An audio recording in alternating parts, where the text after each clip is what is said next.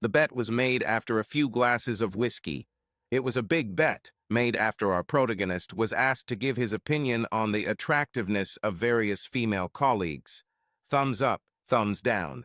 There was no obvious lung girl in the office behavior, but there were flirts with lush breasts, long legs, and short skirts.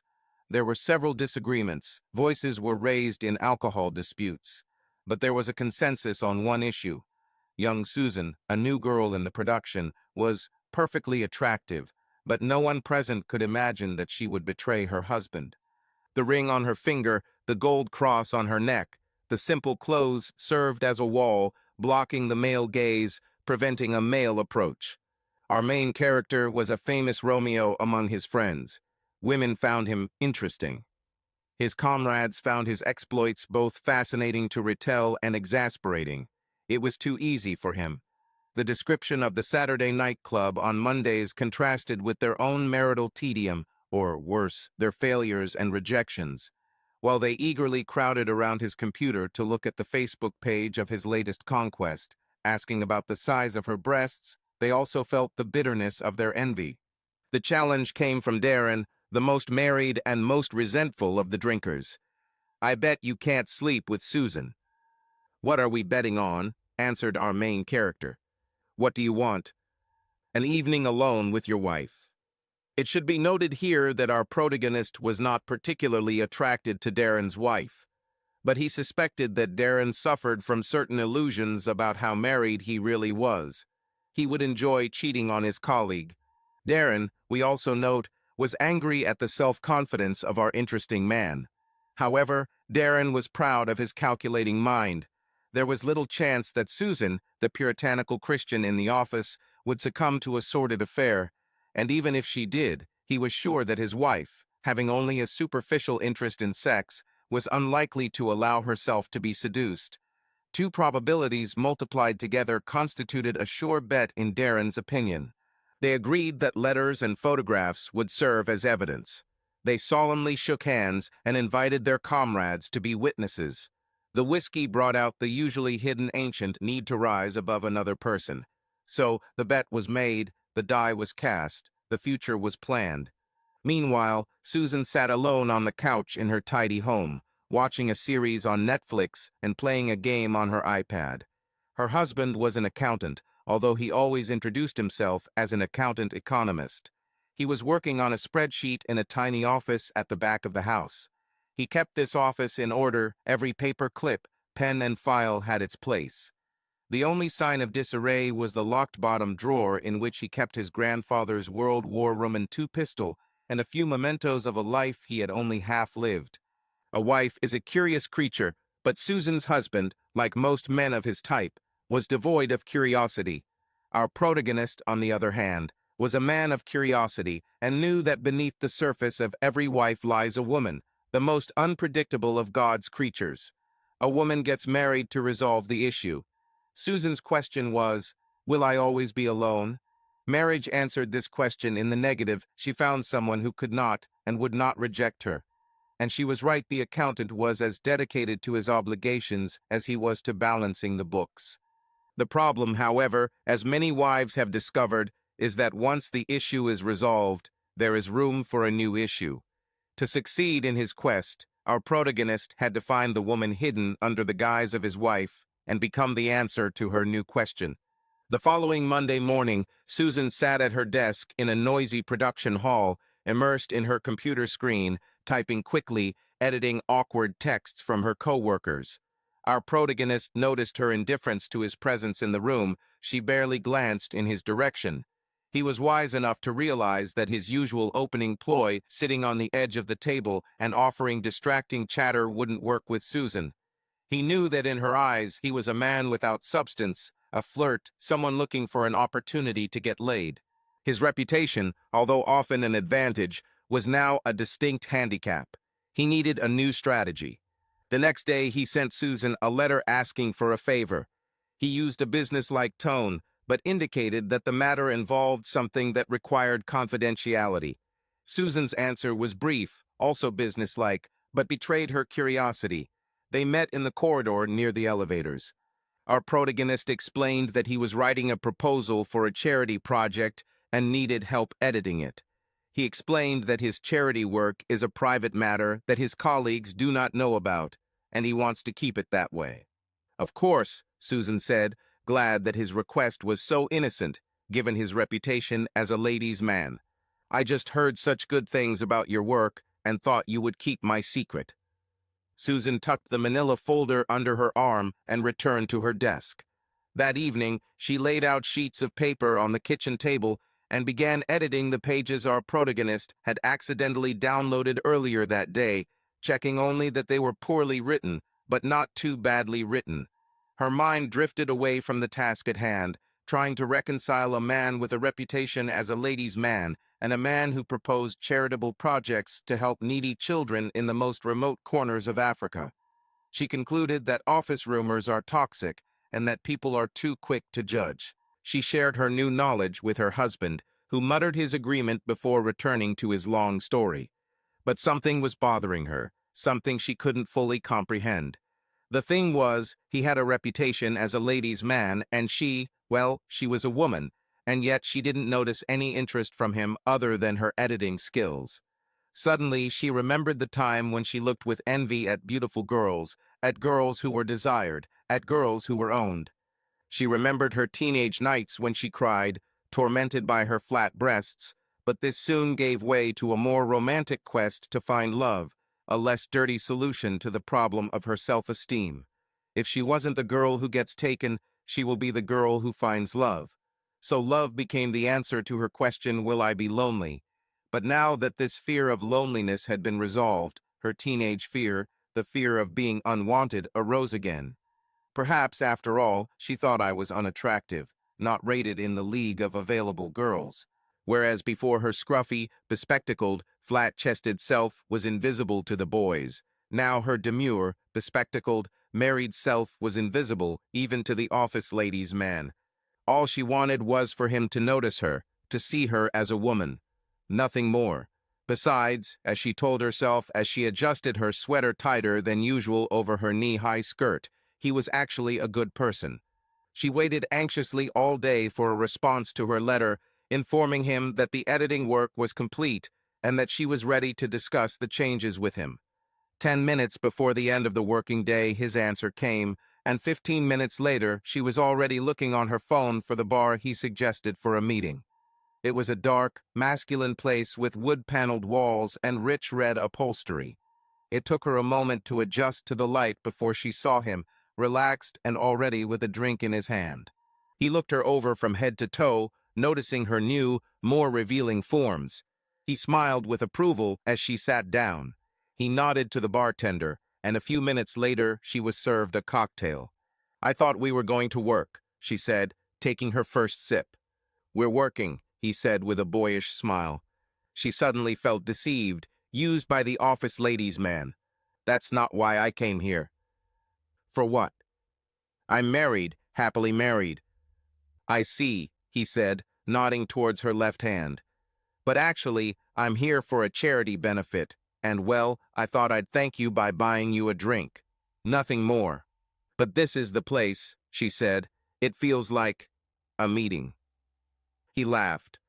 Well, you're right, I guess. It's a meeting. Of sorts. I used to bring my dates here because it's secluded. I need to be careful with this too, he said, pointing to the stack of papers Susan had taken from her bag onto the leather table. I need to save my reputation, he laughed again, that same charming, boyish smile. Susan felt both relieved and angry at his conversation. He did not manipulate her into an unwanted encounter, but he again thought of her as a wife and not as a woman. Her new question now became urgent. Am I desirable? What if the office lady's man, even in such a place, with cocktails in his hands, does not see a woman in her, does not see her attractiveness? Our main character noticed the blush on her cheeks and neck.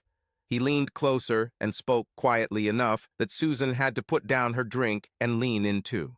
I know what people in the office are saying about me. And to be honest, I haven't always been, let's say, a good boy. But I'm trying to change, I really am.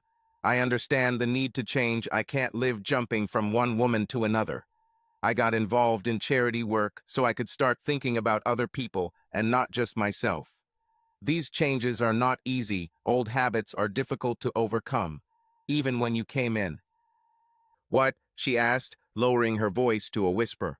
I don't know. It was just a habit of, sizing you up. Oh, I didn't notice, she lied, blushing nonetheless. Our protagonist smiled to himself, leaned back, and said with a deep sigh, Shall we start editing? That night she lied to her husband. It seemed to her an innocent lie. He wasn't interested in her story about helping the office lady's man the first time, and so, she reasoned, why bother him the second time?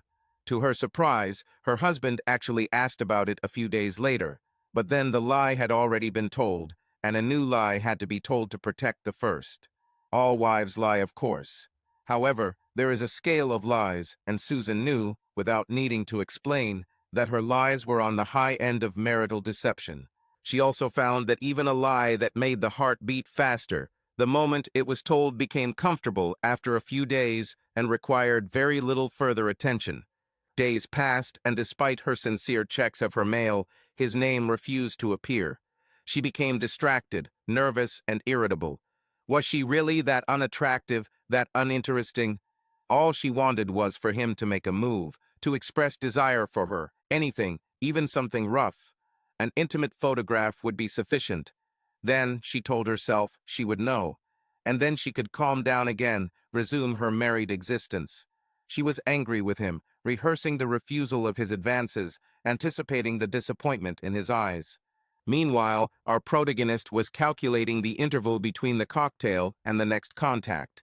Usually, he relied on instinct, because his usual conquests were as familiar to him as prey to a predator. Their every move was predictable in advance. With Susan, he felt much less confident. He noticed the blush on her cheeks and neck as he complimented her appearance, and it gave him a bit of confidence. The cross on her neck, nestled comfortably in the jugular notch, symbolized her inaccessibility. His instinct told him to wait, and wait a little longer. Susan collapsed onto the marital bed. It was Sunday, and the only sound was the golf TV channel downstairs. A few years ago, she happily gave up trying to enjoy her husband's sports hobbies. He didn't seem to care. In the dim light of an early spring day, her thoughts returned to her dilemma. More than a week has passed since the fateful meeting. Several times on Friday, she typed a message asking about a charity project, but as innocent as it sounded, she knew how he would take it. She wanted to be desired, not to humiliate herself by seeking attention. She would be as useless as the other women he used. Dignity, she whispered to herself. She was not going to sacrifice her dignity. Her thoughts wandered, but always returned to him. The women he slept with, women without dignity, who could not resist his stupid charm and feigned boyish nature. She assumed that sex with these women was erotic and played with these images in her mind, imagining him using these women like a stallion in a dirty movie, going from one to the other, endlessly horny, thrusting, grabbing, spanking, biting again and again. Bitches, that's what they were. Bitches. When she heard her husband making noise in the kitchen, she quickly buttoned up her jeans. Her breathing gradually calmed down, but a bright red blush remained on her chest and neck. Her husband called her from the stairs, asking if she wanted coffee. She was irritated by this question, this intrusion, this assumption of a quiet home life. She irritably answered in the negative. Our main character is tired of the question, "Are you all ready?" and hidden blame for failure. He hated to see Darren smirk as he passed him in the hallway. The worst were self-recriminations. He should have written the letter sooner. He should have made the move at the bar. But he kept coming back to the same argument. She was like a young doe, curious but ready to sneak away at any moment. Patience on the trigger, slow breathing, and a steady hand were the only options. To take his mind off her, he went to a club on the outskirts of the city. It was located in an abandoned factory, its bustle and work long ago transferred to a country with better weather and cheaper labor. He felt his age as he entered the huge hall, stripped to its beams, bare bricks, and useless pipes. For him, this place had the ambience of a slaughterhouse, but there were usually many women and often desperate ones. He didn't want to strain himself too much. He wasn't in the mood for this. He took a seat at the bar, where he could observe the dance floor and the makeshift booths around it. He sought out groups of women, groups of 3 and 5, often offering the best prospects, a birthday party, an engagement party, a meeting of old friends. There was always one left behind, not dancing, not crying in the comfort of a friend, someone lonely and jealous of the success and company of others. His prey crossed his line of sight, a clumsy girl, unsure of herself and a little drunk. She walked up to the crowded bar, trying, unsuccessfully, to get the attention of the busy bartender. Our main character smiled and beckoned to her, giving her a seat at the bar. She silently thanked him and placed herself between him and the bar. She was so close that he could smell her scent. He looked at her bare shoulder, noticing the faint brown freckles on her pale skin. She seemed fragile, vulnerable. The bartender still ignored her, serving only the loudest and tallest. "Let me buy you a drink," he said, moving his mouth close to her ear. "It's okay," she said, a faint smile appearing on her face. He leaned over her, touching her, and caught the bartender's attention. Soon she had a plastic glass with vodka, Red Bull, and ice in her hands. He led her through the crowd to a quieter area near the restrooms. Quickly, he established her position. Her friends were busy, and she was alone.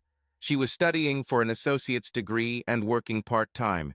She wanted to become a cosmetologist. Her name was Autumn. She leaned against the wall as she told her story, her smile less intense, her gray-green eyes clouded from the alcohol she had drunk. He freed her from the awkwardness of loneliness, the shame of an unattached, lonely woman. The blaring music began to irritate him. He wasn't interested enough to maintain a feign of interest in Autumn's conversation. He pulled the trigger. It was too early, he knew, to make a move. But even so, he placed a hand on her thigh as he leaned in to better hear her tale of humble ambition. The risk of an early shot paid off, and he tightened his grip on her. She was easy to read now. She wanted a story she could tell her friends. She needed to get involved, be adventurous for once. The rest will be easy. He pushed her into the men's restroom stall and slammed the flimsy metal lock shut.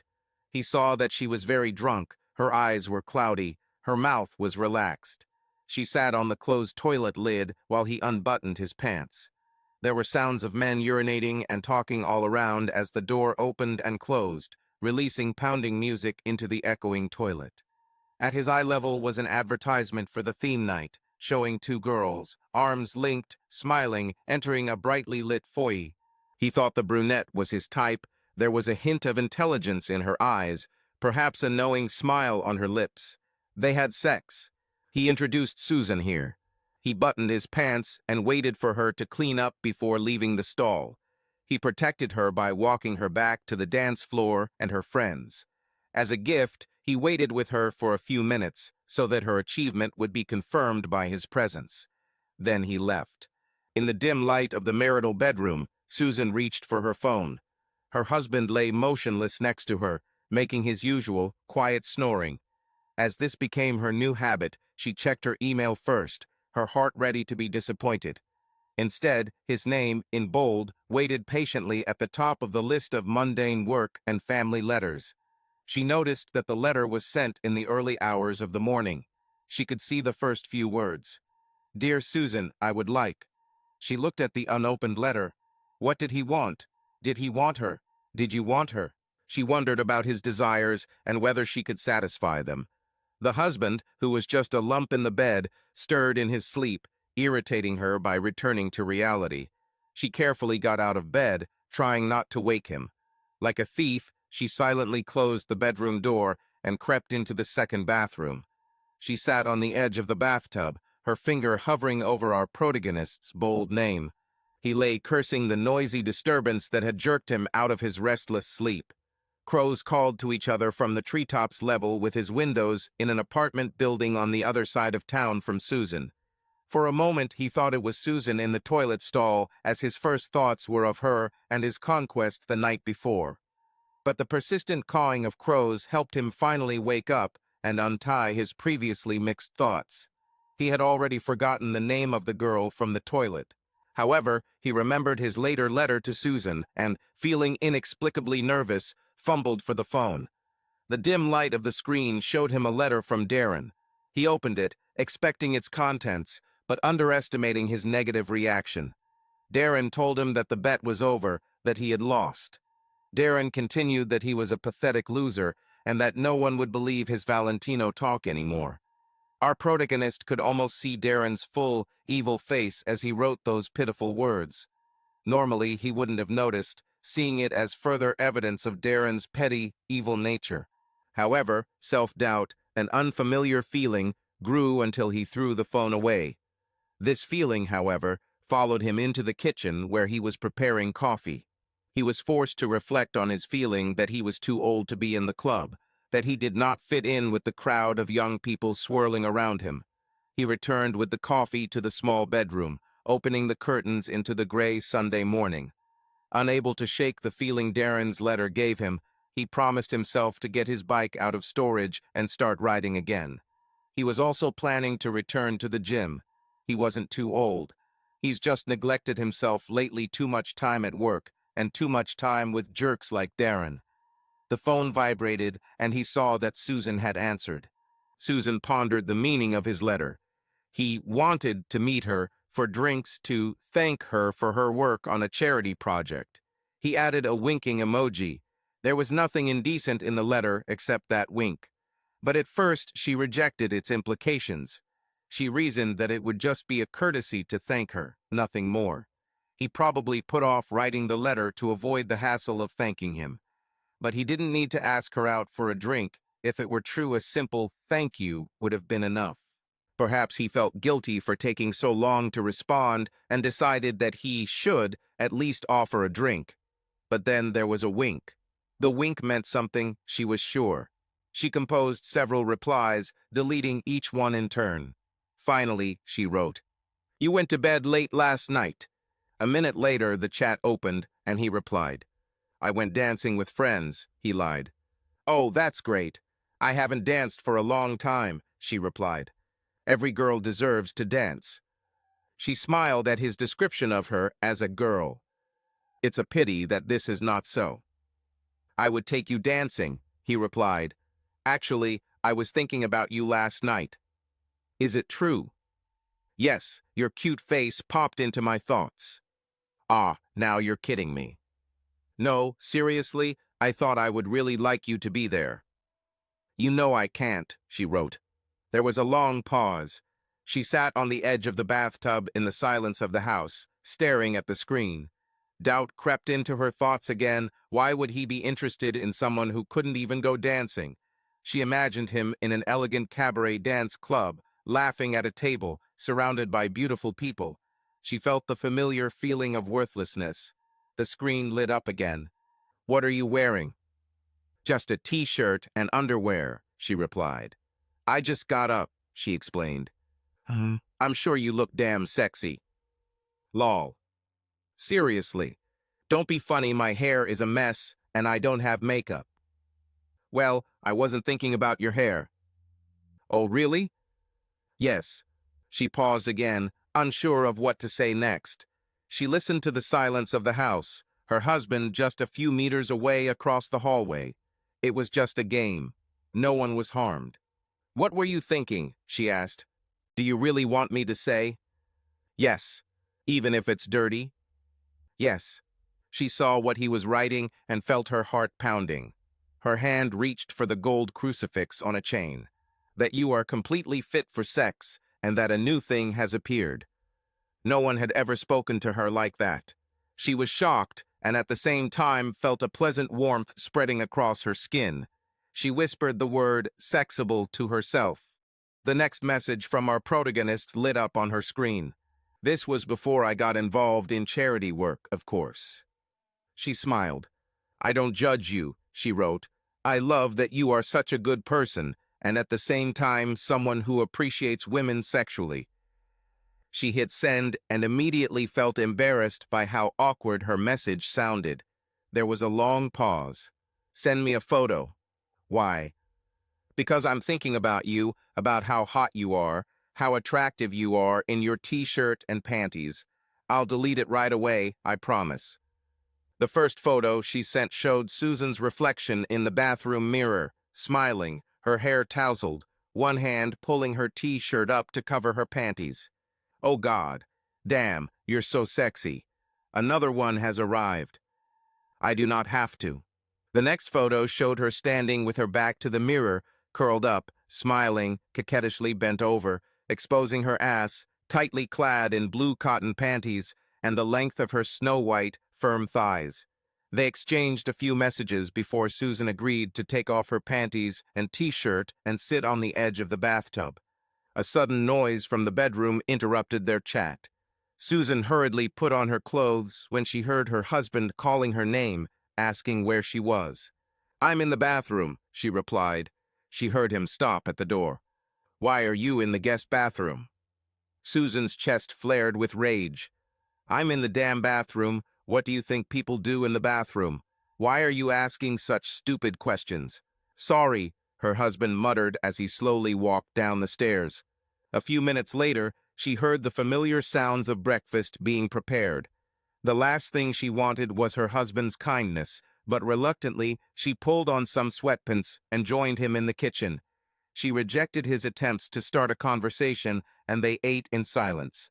While Susan was eating breakfast, our protagonist downloaded photographs onto his computer and attached them to a letter addressed to Darren. This should have wiped the smirk off his fat face and reminded him that it was a bad idea to speak ill of our protagonist, and especially bad to bet against his ability to seduce. For the first time in several days, he felt good. He still had that same gift. Whores in the club, available in the office, he could do everything. He allowed himself the luxury of reminding Darren of the terms of the bet. Now that he was sure the prize was close, he told Darren how much he was looking forward to taking advantage of his wife. Susan was furious and frustrated when her husband rattled dishes in the kitchen while cleaning up after breakfast. "I'm going to yoga," she announced, standing up and quickly leaving the room. 10 minutes later, dressed in her yoga suit, with a mat and a bottle of water in the back seat, she was driving aimlessly around her neighborhood. Once she parked, she took a deep breath and typed a plaintive hello on her phone. Soon she was nervously steering the car through the streets of the city center, anxiously checking her path on Google Maps. The large brown brick houses looked ominous and alien to her suburban eyes. The autumn wind blew leaves and sometimes debris along the sidewalk. Susan felt out of place, her anger at her husband and disappointment in herself gradually dissipating as the cold seeped into her parked and now silent car. Why shouldn't she visit a colleague? Why does she have to explain her actions? Why must her whereabouts always be known? Why is her husband making her a prisoner? Can't she do something for herself for once? Dusty concrete steps of a brick house and a building with a hint of abandonment. Susan found the bell with our protagonist's name on it, her finger pausing for a moment before pressing the button. The sound of the bell made our protagonist jump as he stood on a chair, setting up the computer so that he could shoot a video in the bedroom. The angle wasn't ideal, but placing the computer high on a shelf did the best job of hiding it unless Susan started exploring the room. He stuck a small piece of tape over the indicator light. Even if she notices the computer, it will be easy to explain. That's not to say our protagonist didn't have some hesitation when setting his trap for Susan. In fact, he was thinking about not recording it at all and letting Darren win. He knew the recording setup was wrong, but he also convinced himself that Susan would not be harmed, since she would never know. And besides, Susan made her own choices. He didn't force her to do anything. This internal moral debate was abruptly interrupted by the certainty that Darren would never leave him alone unless he succeeded with Susan. The cost of failure would be great. However, on the other side of the moral argument, there was something about Susan that fascinated him. She was just like the others, of course, just not the type he was used to. There was something about her that attracted him.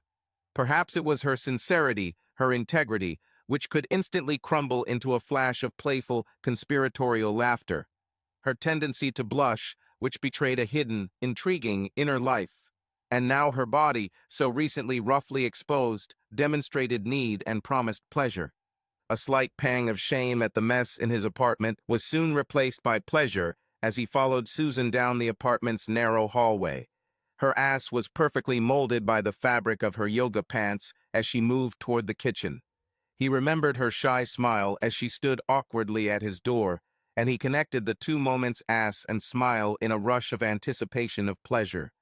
Yes, it was wrong to put her in such a trap, but how well he played this difficult hand, and how sweet his victory would be. Susan felt as if she had crossed a border into a foreign country. It was both disturbing and exciting. She was sitting on a hard wooden chair near the kitchen window overlooking the street. She noticed a sink full of dishes and a trash can overflowing with pizza boxes. She fought the urge to clean up the mess and put everything in order. They tried several times to start a conversation, but each time it died down and the silence grew longer. Susan kept coming back to the idea that nothing had happened yet, and she could easily return to her car and continue with her old life. It would be her secret. The thought that something could happen would keep her going in the years to come. He offered her a drink, and she asked for a glass of water. He led her into the living room, assuring her that she would be more comfortable there. Her eyes landed on his bookshelf, filled with novels, and she moved closer to read the titles. He liked how she suddenly got carried away and forgot about his presence for a moment. He also realized that she was the first person who showed interest in his books. Susan pulled out a book and asked what it was about. He quickly explained the contents of the novel Dangerous Liaisons, after which she returned the book to its place. She stood up on her toes to see the top shelf and, turning her back to him, asked, "Did you like the photos I sent this morning?" "I really liked them," he replied. "Is it true?" "Yes, it's true. I also like watching your movements and hearing your voice."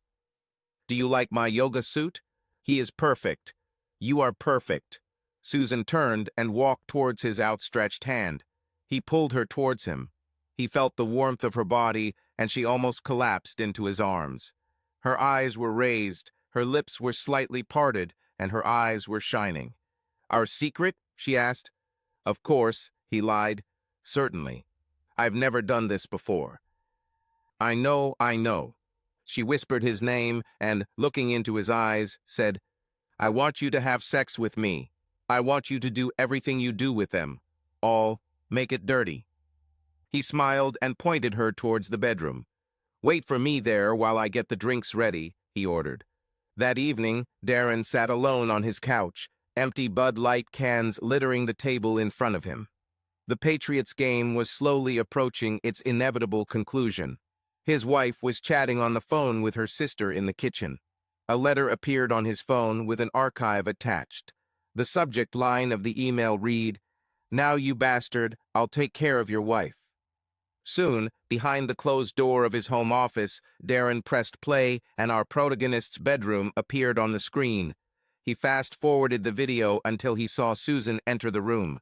She undressed, pulling off her tight yoga suit, and, naked, fell face down on the bed. He watched them have sex. Our protagonist received Darren's reply to his letter while sitting at the kitchen table and listening to the autumn rain dripping through the drainpipe outside the window. He had no particular desire to have Darren's wife, but he was also determined to get his winnings. He was sure that winning her would be as simple as an invitation via text message. The summer before, at a barbecue at Darren's house, he suddenly found himself looking at her sitting on a lawn chair, chatting with a neighbor. Her short, tight denim skirt was lifted just enough to show off her inner thighs. He realized that he was caught. His lustful gaze was noticed by Darren's wife. He found her phone number and quickly, lazily composed a text message. Darren's revenge was swift after his wife casually mentioned that she was having a hen party on Wednesday and that he didn't have to wait for her. It took Google a split second to find and display Susan's husband's work email address. It took longer to load the large video file, but soon a sent message appeared. He leaned back, waiting for the sweet feeling of revenge to soothe the throbbing vein in his neck. Instead, his anger found a new target, his wife. She's no better than Susan, the same bitch in disguise. No one can humiliate Darren and go unpunished. Suddenly and unexpectedly, he felt that it was better to destroy everything than to live with this feeling of complete humiliation. The time horizon had narrowed so that he could not see or imagine the consequences of his actions as he rummaged through the garage in search of a suitable tool. Our main character stepped out of the shower and took a moment to evaluate himself in the bathroom mirror. Not too bad, he thought, still feeling the excitement of his day's conquest. As he dried himself with a towel, his phone vibrated, signaling a message. The message from Susan simply read, "What have you done?" It took a minute to fully understand the scale of the disaster. In the simple language of the text, Darren revealed his betrayal. The accountant was on the way. Our protagonist's address was deduced from the crying Susan. "He has a gun," was the last message our protagonist received before he took up position behind the unlocked front door, baseball bat in hand.